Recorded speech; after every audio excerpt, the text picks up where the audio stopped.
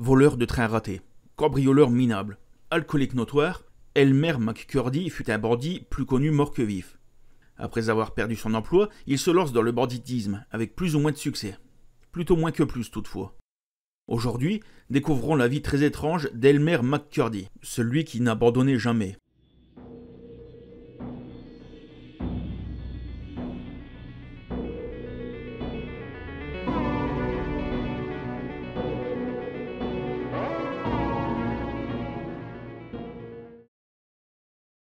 McCurdy voit le jour en 1880 à Washington dans le Maine, de père inconnu. Sa mère, Sadie, a tout juste 17 ans. Comme elle est fille-mère, il sera élevé par George et Helen McCurdy, respectivement ses oncles et tantes. Le cousin de Sadie, Charles Smith, est parfois désigné comme étant le père, McCurdy se présentant parfois sous cet alias. En 1890, Sadie et Helen, devenues veuves, déménagent avec Elmer à Bangor, dans le Maine. Elmer n'apprend l'identité de sa vraie mère qu'à ce moment-là. Il devient en grandissant un adolescent rebelle qui s'adonne à la boisson et fréquente des voyous locaux. À une date indéterminée, Elmer retourne à Washington pour vivre chez son grand-père. Il travaille un temps comme plombier, mais il perd son emploi en 1898 lorsque son employeur fait faillite. Il sombre alors encore un peu plus dans l'alcool, si bien qu'il est emprisonné plusieurs fois pour ivresse publique et tapage. En 1900 et en l'espace d'un mois, il perd sa mère et son grand-père. Elmer commence alors une vie d'errance et de vagabondage, en travaillant de temps en temps comme plombier ou mineur. Mais son penchant pour la boisson lui coûte chacun de ses emplois. Au fil des mois et des années, il sillonne plusieurs États. On le retrouve ainsi dans le Maine, dans le Kansas ou dans le Missouri. Là de ne pouvoir trouver un travail stable, il s'engage à 27 ans dans l'armée. Affecté à Fort Leavenworth, il est d'abord mitrailleur puis il demande à être formé à la manipulation de la nitroglycérine. Il quitte l'armée en 1910, 3 ans après son engagement. Il est par la suite arrêté en Oklahoma, car il est soupçonné de planifier le cambriolage d'une banque. Mais il est acquitté après un rapide procès. Mais qu'à cela ne tienne, il se fera désormais pilleur de train, et ce en mettant à profit son expérience dans les explosifs. Il engage 3 complices et, ensemble, ils décident d'une cible à attaquer, un train du Missouri Pacific Railroad. Selon les informations de McCurdy, une des voitures transporterait pas moins de 4000 $. Après avoir fait arrêter le train, McCurdy entreprend de faire sauter le coffre contenant le butin. Mais ce bon vieil Elmer, trop généreux en nitro, fait exploser le coffre, et toutes les pièces d'argent qu'il contenait. Le précieux métal est totalement fusionné avec l'acier du coffre. Le quatuor repart néanmoins avec 450 $. Septembre 1911. McCurdy, aidé de 2 complices, planifie le cambriolage de la Citizen Bank de Chautauqua, dans le Kansas. Employant le même procédé que pour l'attaque du train, il tente de faire sauter le coffre à la nitro.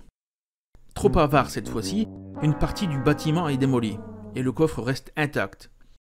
Obstiné, il arme une seconde charge d'explosifs, qui n'explose jamais. Pris de panique, un de ses complices prend la fuite. McCurdy et le complice restant prennent leurs jambes à leur cou en embarquant un peu de monnaie qui traînait sur un comptoir. David Goodenough. Un mois plus tard, nous retrouvons McCurdy en Oklahoma. Ruminant son échec, il a passé les dernières semaines à se saouler et à réfléchir à un nouveau coup. Accompagné de nouveaux complices, il jette son dévolu sur un train du Missouri-Kansas-Texas Railroad. Toujours bien informé, du moins c'est ce qu'il dit, le train transporterait une somme énorme, pas moins de 400 000 $. Mais comme décidément la destinée en veut à McCurdy, la bande de pieds nickelés arrête le mauvais train, qui ne transporte que des passagers. Ils se rabattent sur un butin bien modeste et repartent avec 46 $, un peu de whisky, un revolver, un manteau et la montre du chef de gare. McCurdy passe la nuit suivante à boire et à se saouler avec les bouteilles volées. Malgré la pauvreté du larcin, une chasse à l'homme est engagée contre McCurdy. Les 3 shérifs, Bob et Stringer Fenton et Dick Wallace, retrouvent McCurdy en train de cuver dans une grange. Sur les coups de 7 heures, les hommes de loi vont arrêter le voleur, mais ce dernier refuse de se rendre. Il résiste 1 heure durant, mais un des shérifs l'abat. Dans la confusion, eux-mêmes ne savent pas qui a tiré le coup mortel. McCurdy avait entre-temps vidé ses 2 cruches de whisky. Cependant, la malchance continue de poursuivre McCurdy, et la légende de celui qui aurait été probablement un oublié de l'histoire ne fait que commencer. Le corps du hors-la-loi est emmené chez Joseph Johnson, un entrepreneur de pompes funèbres de Pawhuska. Son corps est embaumé selon les techniques alors en vigueur, c'est-à-dire à grands coups d'arsenic. Mais aucun des proches de McCurdy ne réclame le corps, et la ville refuse de payer les services de Johnson. Ce dernier décide alors de ne pas l'enterrer. Qu'à cela ne tienne, il habille McCurdy de vêtements neufs, il lui met un fusil entre les mains, et, contre $1, il est permis au public d'aller visiter le cadavre de celui que l'on surnomme dès lors celui qui n'abandonne jamais. Devant une telle manne financière, des entrepreneurs de spectacle font des offres d'achat de la dépouille, toutes rejetées par le croque-mort. Le 6 octobre 1916, un homme se présente à Johnson comme étant le frère de McCurdy. Aidé par les shérifs locaux, qui l'a convaincu de son histoire, il entre en possession de la dépouille pour, dit-il, la faire enterrer. Johnson vient de se faire embobiner. L'homme s'appelle en réalité James Patterson, et il est le propriétaire d'un cirque, le Great Patterson Carnival Show. Le corps de McCurdy est ainsi exposé dans un spectacle itinérant, et ce jusqu'en 1922. C'est cette année-là qu'un homme du nom de Louis Sony rachète le cirque et donc la dépouille, qui sera exposée dans un musée itinérant, aux côtés de répliques anciennes de célèbres hors-la-loi, dont Jesse James. En 1933, c'est au tour d'un réalisateur, Dwayne Esper, de racheter le cadavre. Esper est un réalisateur de films à très petit budget, où se mêlent nudité, violence et sujets chocs. Il pense utiliser le corps de McCurdy pour promouvoir sa dernière production, Narcotique. À ce moment-là, le corps est naturellement momifié, probablement à cause de l'arsenic utilisé lors de son embaumement. Le cadavre est ensuite exposé dans divers shows et trains fantômes.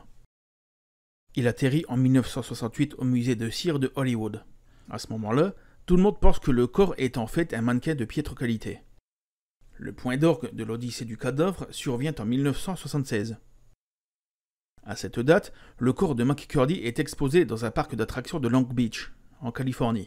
Au même moment, se tourne dans le parc un épisode de L'homme qui valait 3 milliards, le carnaval des espions. Un machiniste déplace ce qu'il pense être un mannequin, mais un des bras se détache. Horrifié, on se rend compte alors que le mannequin n'en est pas un, mais est en fait un authentique corps. La dépouille est autopsiée et on découvre dans sa bouche un penny ainsi qu'un ticket d'entrée pour le musée du crime de Los Angeles. Autant d'éléments qui permettent, après enquête, de mettre un nom sur le corps. L'étrange aventure post-mortem d'Elmer McCurdy prend fin. Il est désormais inhumé dans le cimetière de Guthrie, en Oklahoma. Sans les aléas que connut son cadavre, jamais personne sans doute ne se serait rappelé du destin de Elmer McCurdy.